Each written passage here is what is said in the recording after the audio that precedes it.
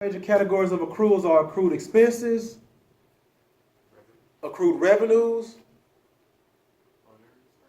unearned service revenues or unearned revenues of some type, and what else? Prepaids, all right? So if you look at the first one we have here on 4.8, let's talk about it for a second. Services are performed but unbilled for $600. Services are performed but unbilled for $600. What does that mean to you? Speak up in terms of your company. You perform services, but you have not billed them for $600. What does that mean to you? That's the journal entry, but I want to understand what it means to you just in case you get stuck. You're correct. Well, we'll come back to that in just a second, but what does it actually mean? You have not gotten your money yet. You fixed my computer, you didn't get paid yet. So it's not actually unearned, but it's actually what? Earned revenue or regular revenue. But because you did not get cash in your hands, you're going to not debit cash, you're going to have to debit what? Accounts receivable. Okay? Now, that's an example of the first one. Any questions about that? All right, we will look at the next one. Store supplies of $160 are on hand. The supplies account shows a $1,900 balance. Let me kind of set that up for you like the other day. Say we have a closet right here. Okay? And the last time we counted inventory, we had $1,900 worth of supplies, correct? Okay, that was, let's just say, at the beginning of the year, $1,900.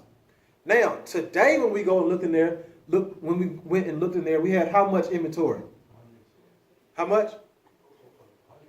$160, okay? So that tells me that the inventory went, or the supplies went from here all the way to here, which means I probably did what with those?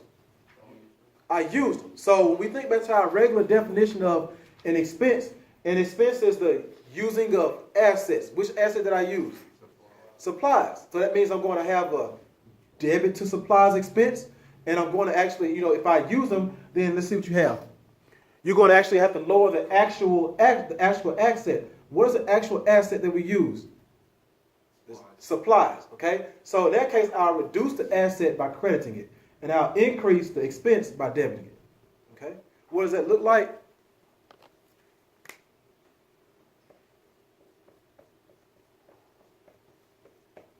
Supplies expense will be debited because I'm using up an asset. What asset am I using up? Supplies. So when you're trying to put things together, always kind of think of them in terms of one or the other. If you get the asset, you'll probably get the expense or the other way around. Okay, so one kind of gives way to the other one. All right. Does that make sense in terms of what's going on? Now, how much is that for? If we started with 1,900 and we're all the way down to 160, then we use how much? The difference between the two. Okay, so if you don't have your calculator, it's just 1,900 minus 160 for both of those. All right.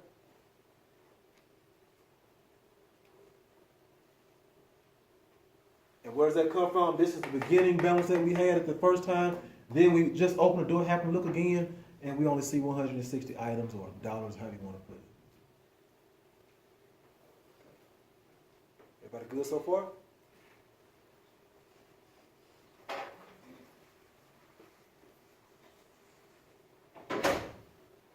All right. Now, remember, always think about these in terms of you, in terms of your company. Utilities expenses of $275 are unpaid. That means you used the electricity and all that kind of stuff last month. Okay? You haven't paid it yet. So right now you've incurred a what?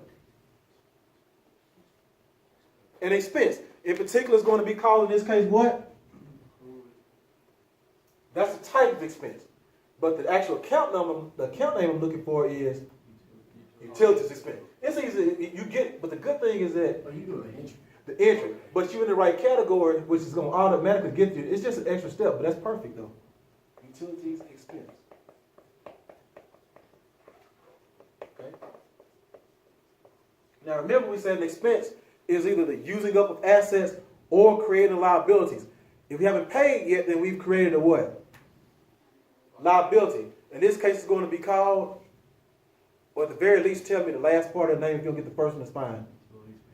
Utilities payable is accurate. when you're, I'm just afraid that a lot of times you're going to probably see accounts payable in this case, but in your personal books, definitely, utilities payable will be fine. We're just going to put accounts payable because just that's kind of what you're probably going to see in your lessons when you go. Okay. Everybody good so far?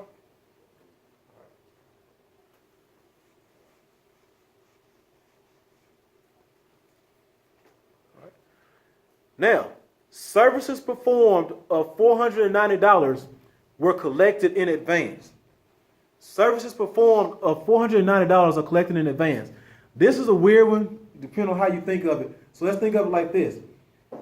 You're going to collect money from me before you do the service. Think of it in that term. In that term, we'll put in the category of unearned revenue. There's another way to look at it, but that's the first one that always comes to mind. So services performed of $490 collected in advance. What would that journal entry be if you look at it that way? Unearned service revenue, because you got my money, but you did not do it yet, correct? So that created a liability called unearned service revenue.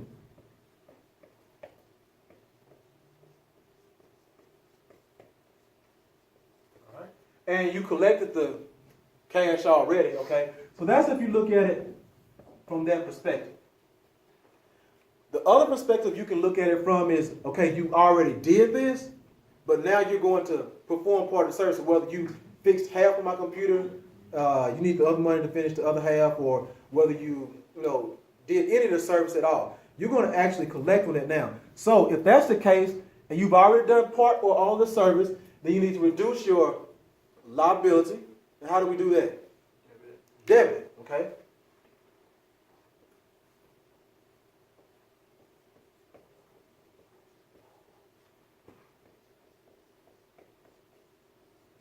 In this case, after we've done our duty, that means we've earned some service revenue, and you'll credit that. You would write all that on one entry. Yeah, well, this is two different things. This is considered, let's just say, if you think of it in terms of you received the money, but you didn't do the service yet. But this here is, let's say you actually did the service from what you had. It's kind of two different ways, because you can, I won't give you a test question kind of like that, but that one always kind of goes both ways. People get confused, so I just want to kind of cover both sides of that one right there, if you needed that. So before you put that entry in, would it be understated? Good question, okay? Before you did this entry? Yeah. Okay, so let me kind of step back and explain it. What he's asking is, let's say I give you the money, okay, and you are going to fix my car on Friday, okay? Have you fixed it yet? No. Let's just say, for instance, you forget to do this journal entry. If you forget to do that journal entry, then how will that affect your assets, liabilities, and or equity? It's going to affect at least two of those categories in this case. If you fail to record cash, then your assets will be what? Understated. Makes sense, right? I gave you the money, you forgot to write it down, so when you look, you went, oh man, I'm kind of short. You don't know why, okay? If you write down any other account other than a liability, then your liabilities are going to be what? Understated. Why is that? Because you owe a service. Either you owe the service or you owe me the revenue back or the money that I gave you back. That's if you forget to do it. Okay? Now, let's say you actually did this part right here. And for some reason, after you did the service and finished everything, you forgot to make this entry. All right? Looking at this, what will this do to my assets if I forget to make an entry? Will it increase or decrease my assets? That's the trick question for today. It's going to stay the same. Why? Because we're not even dealing with assets here. We're dealing with what categories? Liabilities and equity. Okay, so you see how that trick question is always, they asking you something, they might leave out an important word. That's all it really is. Okay, so kind of when you get used to that in whatever subject you're looking at, it's just going to fly right by and you won't start spreading. All right.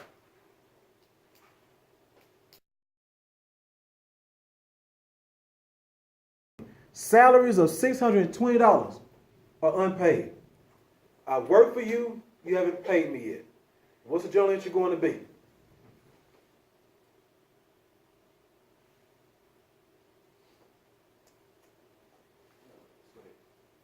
For how we in what person we're looking at it? I'm working for you. And I haven't paid you yet. you haven't paid me yet. Salaries of $620 are unpaid. What am I going to do with salaries payable?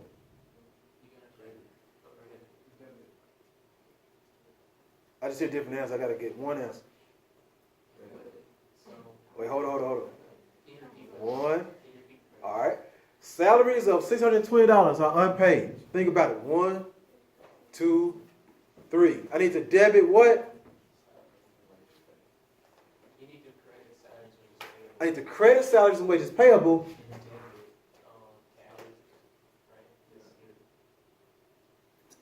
If you debit cash, what does that mean?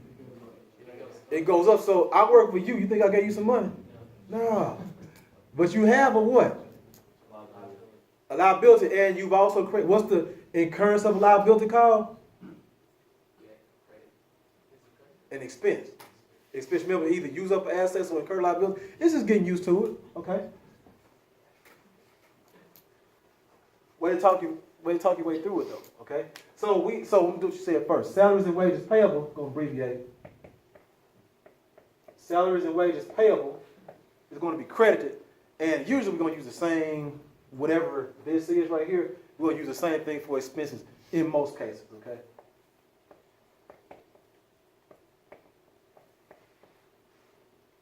All right. When you talk through it, even if you right or wrong, it kind of helps you out, just getting it out, so that's okay.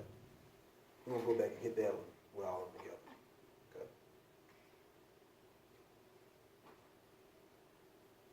Keep going.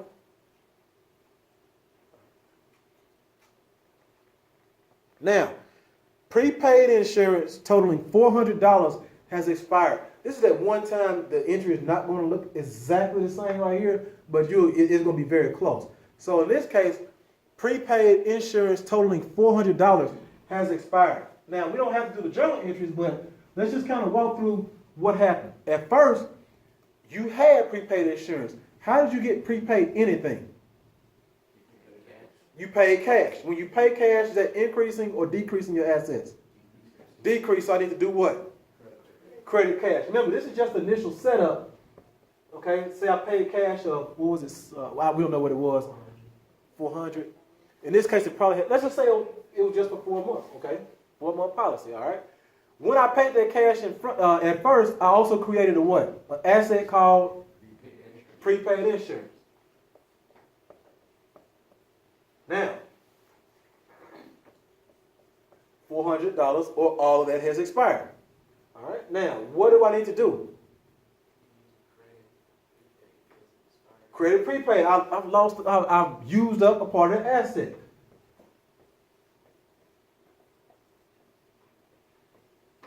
And when I use up the asset, I've created a expense called insurance expense. Okay.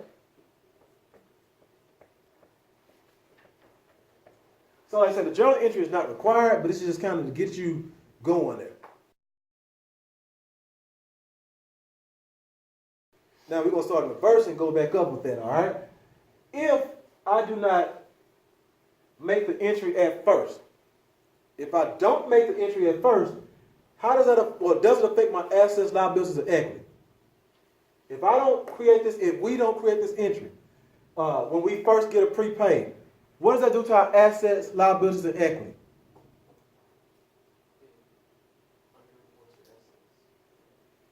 You say under? Does it change because you're just relocating? Is that kind of like the answer you gave earlier? Well, yeah, kind of. Yeah, it is. That's exactly right. Nothing changes. That's what you were saying. Yeah, just like Nothing changes. Why is that? Because we think about it like assets equal liabilities plus equity. We're dealing with two assets, okay? So it's just in the wrong place. It's probably showing that we have more liquid. It's showing we have more liquid assets than we do, but it's not going to hurt. So see, sometimes you can have a journal entry or not have a journal entry and then have an effect. But all this does, it kind of leads you to where you need to go. Now let's say that we did do this, but we forgot. Oh, so by the way, that's a no effect. Let's say that we did do this, but we forgot to do this part. Then what happened? What happened now? How does this affect my assets, liability, and or equity? in terms of understated and overstated. If I forget to record my expenses, then that affects my what? Equity. And my equity at that point in time, if I don't do an expense, is going to be what? Overstated. Why? Because expenses lower equity. Does that make sense?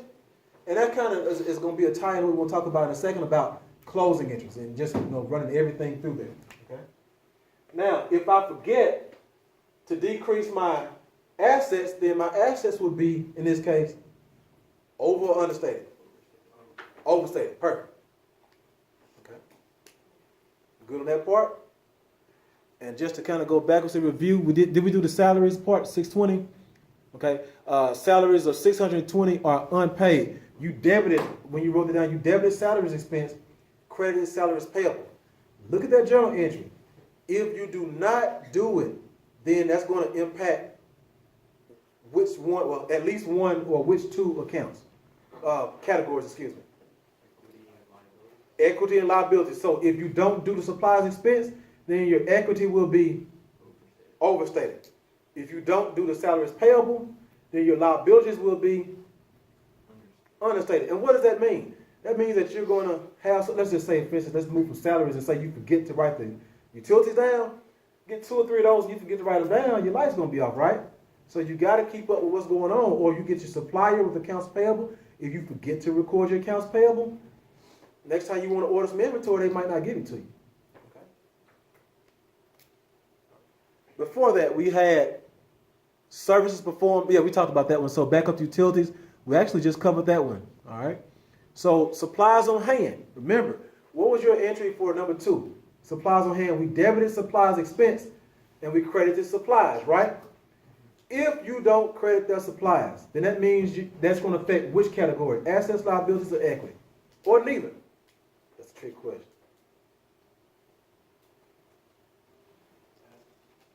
Assets, correct. If you don't decrease those assets, then your assets will be overstated. Right, it's like go in there, you think you had this much because you didn't make the adjustment, and you're going to be surprised if you don't have what you need to give to the people, okay? If you don't record the expense, like we just said, your equity will be overstated. And back to number 1, services performed but unbilled. In that case, I think you debited accounts receivable, correct? And you credited revenues. If you had forgotten to write that journal entry, how would that have affected your assets, liabilities, and equity?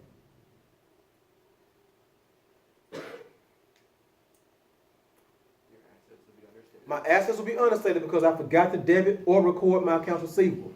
If I did not record my revenue, my equity would have been what? Understated. Let's think about that in terms of the closing entries, okay? Kind of explain to me really quick why that would be understated if I forgot to do my revenue. If I forgot to record my revenue, why would my equity be understated? More so in terms of financial statements, my income statement, revenues, increases my retained earnings, right? And retained earnings increases your equity. So if I forget to do something way over here that increases equity, revenues credited, it's going to make my equity over here be off by that much. In this case, it'll be understated if I forget to do my revenue.